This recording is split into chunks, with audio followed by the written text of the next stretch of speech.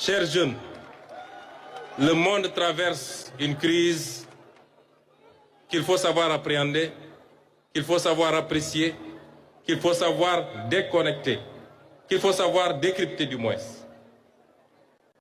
Le Sénégal était déjà dans une situation extrêmement difficile et vous en êtes particulièrement conscient. Situation matérialisée par une dette exponentielle dont nous avons hérité tous. Vous n'en êtes pas responsables, nous n'en sommes pas responsables. Même si, à plusieurs reprises, nous avions tiré la sonnette d'alarme. Le Sénégal était déjà dans une situation difficile, rendant toute opération extérieure extrêmement délicate. Les levées de fonds sont de plus en plus difficiles, freinant le programme avec lequel nous sommes venus au pouvoir et pour lequel vous nous avez élus. Et vous est venu s'ajouter à cette difficulté une difficulté supplémentaire. Je voudrais que vous sachiez qu'à ce moment, au moment où je vous parle, tous les cours mondiaux ont atteint un niveau presque historique. Le cours du baril est à 115 $ au mois où je vous parle. Nos projections budgétaires étaient assises sur un baril à 62 $.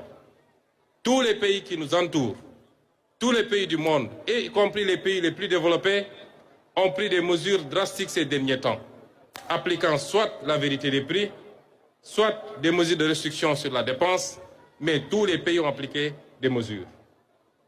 Je voudrais vous informer, vous préparer à des situations extrêmement difficiles qui nous attendent.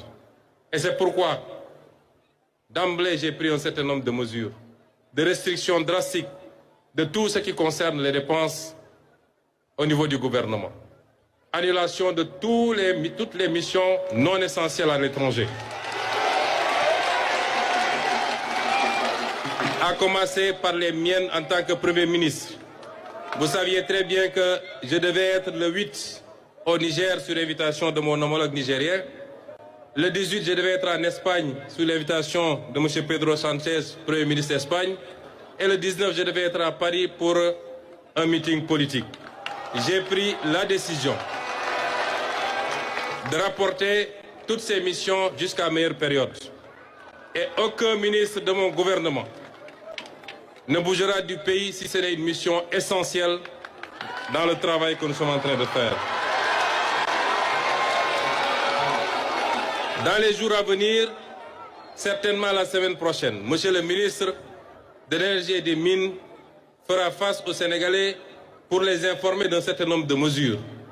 Un peuple conscient, un peuple qui peut anticiper sur les crises et les défis est un peuple qui peut être résilient.